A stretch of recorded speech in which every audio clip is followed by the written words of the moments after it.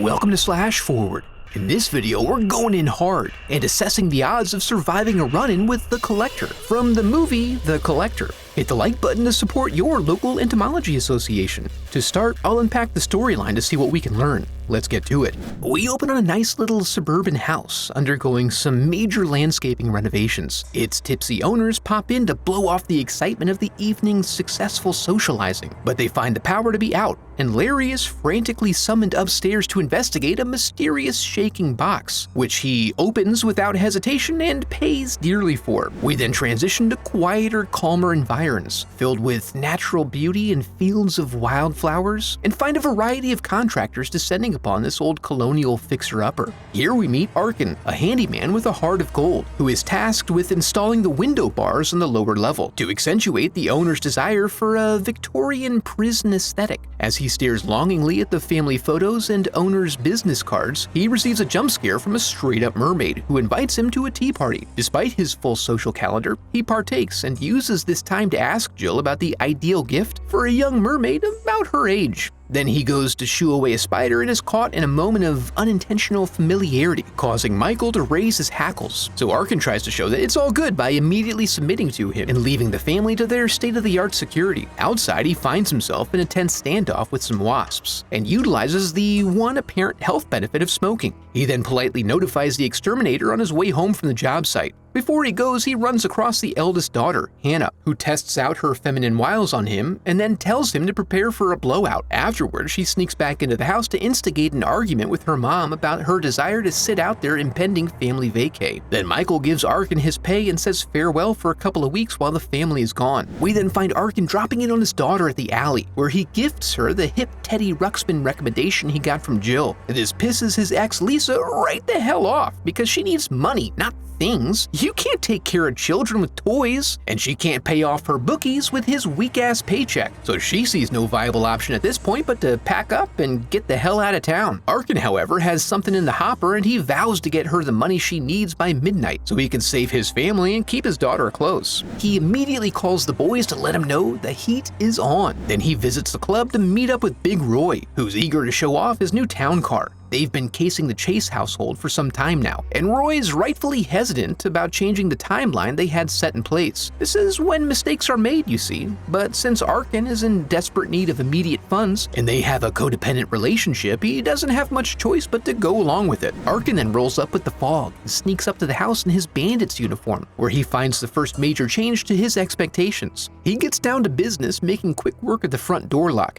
and then steps in to find the security system disengaged. So that's a win. He heads straight up to the wall safe and gets to hooking up all his code-breaking tech, then turns the dial slowly until he hears each tumbler drop. He's distracted from this, however, when he hears the sound of a second person entering the house. He quickly packs up and tucks away where the two cat burglars have a brief listening standoff before Arkin slips back downstairs, only to find the back door now sporting a new quartet of specialty deadbolts. Recognizing that he's low on time and options, and then hearing the mystery man head into the basement, he opts to dart back upstairs to get what he came for. But he can't do the job without quiet concentration, and sounds of torture begin wafting up from the basement. Mr. Chase then stumbles into the room thinking Arkin is a party to his misfortune, and he goes to grab his 9-iron. It sets off a tripwire that initiates a trap that snags and drags Michael down the hallway, suspending him momentarily before dropping him to the floor below. We then pull back a level as Arkin begins to recognize that the house is set up in a different configuration from normal. Being a man of action, Arkin goes for the phone, which causes a little tickle on his eardrum, and then heads for the windows, which are similarly set up to repulse any escape. The end result? A partial degloving when he goes to extricate his hand from the contraption. Arkin now knows to proceed slowly and carefully, noticing nasty little surprises all over. While the collector searches for the other person he suspects is in the house, Arkin tries to find a safe way out, and is taunted along the way by sharpies he can't touch and cobwebs of razor wire. As he Mission Impossibles his way around, we recognize that he previously navigated the house without injury through sheer luck. Looking for a break from finding and avoiding traps, he decides to seek the safety of the torture basement. Here he finds Mr. Chase alive and screaming. He lets Arkin know that his wife Victoria is in the next room and that he has a gun in his bedroom safe. He then helpfully provides the combo. 24/7. 24/7, just like his grind, yo. Arkin vows to help get him out of there to keep him calm. He then checks in on Victoria, who is not well. She has an eye patch that he can't remove right now. She lets him know that Jill is gone, but she presumes Hannah is hiding in the house somewhere. He convinces her to lay down a distraction by screaming so he can get back upstairs. She does what he says, and true to his prediction, the collector doesn't hurt her. He does, however, ponder the thought of working over Michael, which he ultimately chooses to do, and with gusto. Upstairs, Arkin opens the safe and retrieves the large raw gemstone he came for. Dang, he could make about 50 birthstone pendants with that thing. He stuffs it into his cargo pocket, which is really gonna hurt later if he lands on it. Then he gets the gun but finds there are no bullets available. While searching, he hears a noise from the closet and uncovers a blind box of epic proportions. Inside of it, he finds the Lairster from the opening, who tells him to get the hell out. He warns that their host kills those that he doesn't want and collects the others, which you don't want, and then uses some of them like Larry here as bait. Heeding this advice, he crams Larry back into the box and rushes off, only too quickly as he soon finds himself in a sticky mess. His attempt to navigate the bedroom requires him to take certain actions that alert the collector to his presence. However, he is able to cover his tracks. The collector arrives and presumes the house cat to be the culprit, while Arkin pulls off a 6-year-old classic, thus avoiding detection. When the coast is clear, he carefully navigates his way out, grabbing a couple paper clips along the way. In the basement, he finds the fruits of the collector's labors as Michael hangs there, eviscerated. He pushes past this and works to release Victoria with the paper clips, warning her to keep her eyes averted as they make their way through the adjacent room. Unfortunately, the second she steps on something squishy, she breaks the one rule, freaks out, and runs. When she hits the top of the stairwell, she's greeted by the collector and violently stabbed. He then takes a quiet moment to tenderly release a spider into the wild, showing his soft side, before dragging Victoria back to the tub for preparation. The house is then enveloped in sound as he records Victoria's screams while stitching up her mouth, preventing him from hearing Arkin try to break out of the upstairs window. Then a huge storm rolls in that prevents Hannah from hearing Arkin's warnings as she rolls up with her forbidden date. She finds the front door locked to no longer work, and assuming it's just her petty mother teaching her a lesson, she thinks little of it. They head around to the back door where they're let in by the collector. They get playful and narrowly avoid a couple of traps, as the collector watches in sticky anticipation until he's discovered, which is exactly what he likes, so no big deal at all. Chad takes swift action but suffers the failure of bringing a fist to a knife fight and ends up falling backwards and getting absolutely wrecked by a room full of bear traps, which incidentally ends up being much less funny than cartoons would have led us to believe. Hannah manages to dial 911 but is dragged off. Arkin runs upstairs to break away some of the boards on the windows and sets off an alarm that allows him to circle back and release Hannah from her barbed wire restraints. Due to the confusing nature of what's happening and his inexplicable presence in her house, Hannah resists his help and attempts to arm herself with the scissors. However, tugging upon them results in her getting flung bodily into the projector screen. Feeling like he's really coming out of his rescue attempts empty-handed, Arkin goes to see if he can retrieve Larry, but he discovers that Larry and Box are synergizing pretty hard, so he leaves him and busts through the window, performing a perfect tuck and roll to the yard outside, only to discover that Jill's been upstairs the whole time. Oh, she's small enough to avoid most of the traps as the collector attempts to collect her, and then Arkin steps in and escorts her to her room. Here he tries setting up a booby trap of his own involving a fish tank and a tube television, but the collector is wily and this isn't his first rodeo, so he easily avoids it and starts chucking knives at them as they run into the next room, where Jill slips away into the laundry chute as their pursuer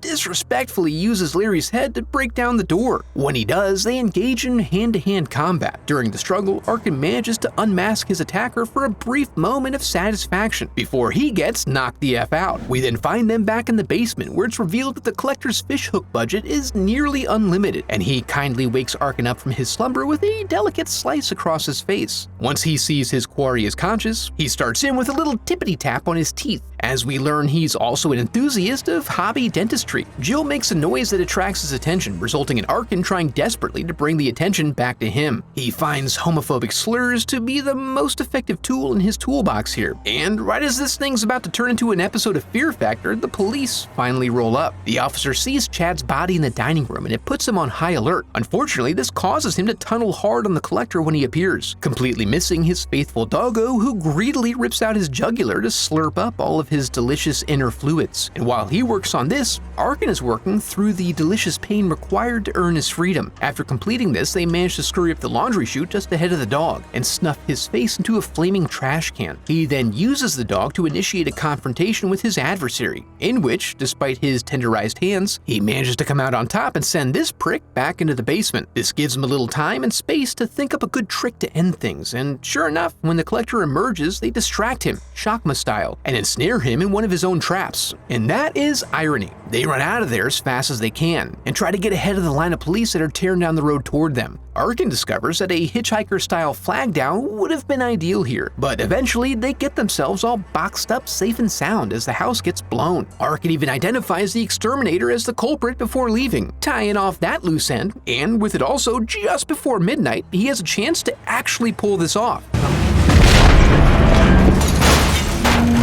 But his relentless pursuer catches up with him, and being a man used to getting what he wants, indelicately crams him into his box before driving off into the night. With that now established, let's get to the question of whether you could survive this ordeal. We're gonna have to take this as somewhat at face value, in terms of considering your odds based on the assumption you've already found yourself inside a house of horrors, because we're missing a key piece of information in that we never see the collector actually collect his victims. So we can't really say what steps might be involved in avoiding ensnarement. For the intended victims, obviously Arkin has the choice to decline being a cat burglar, and if he hadn't been encumbered by such a strong drive to get Lisa out of her gambling debt to ensure he could keep them around to assuage the guilt of his fatherly absenteeism, he would only be hearing about the fate of the Chase family on the nightly news. But based on that assumption, it seems like if you were inclined to stay alert and aware of your surroundings, proceed cautiously, and keep your head on a swivel, it is possible to make it out, but not very probable, so I'd have to put the survival odds at approximately 18.5%.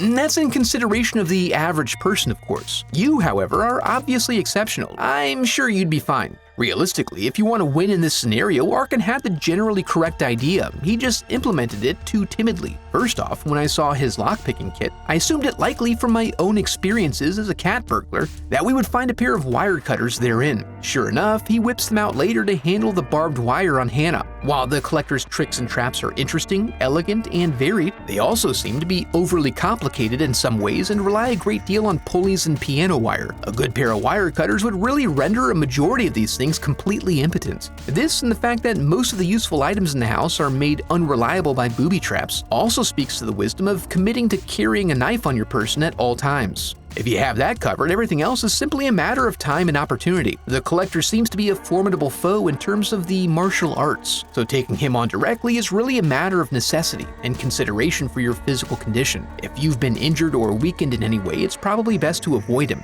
especially since, aside from being an obvious master of Tai Chi, he also seems to be more than happy to find soft places on your body to insert his knives. Once you've made the decision to escape and are alone upstairs, the power of positive thinking will bring you through. It's likely disheartening to get your hand snapped up in a razor blade trap, for instance, but I find it hard to believe that whatever spring counterweight mechanism he had set up for this had been repeated on all the upstairs windows. By refusing to let the fact that you're stuck in some sicko's torturous wet dream cause you to recede inward, you can begin testing and confirming the safest point of egress and work your way out from there. Being very careful, of course, to make sure you time any loud noises with the shrieks of pain and agony emanating from downstairs.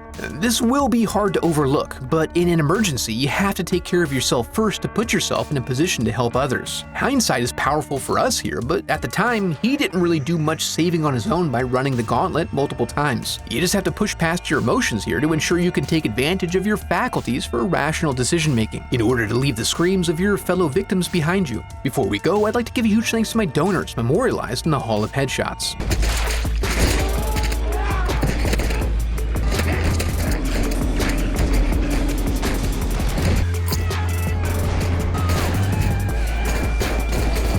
And as an FYI, I have a website set up where you can support the channel through donations or merch. Any donation unlocks uncensored movie reviews of Life Force and Under the Skin, with others to be added over time. And if you enjoyed the video, I'd love for you to become part of the channel by subscribing. Thanks for watching.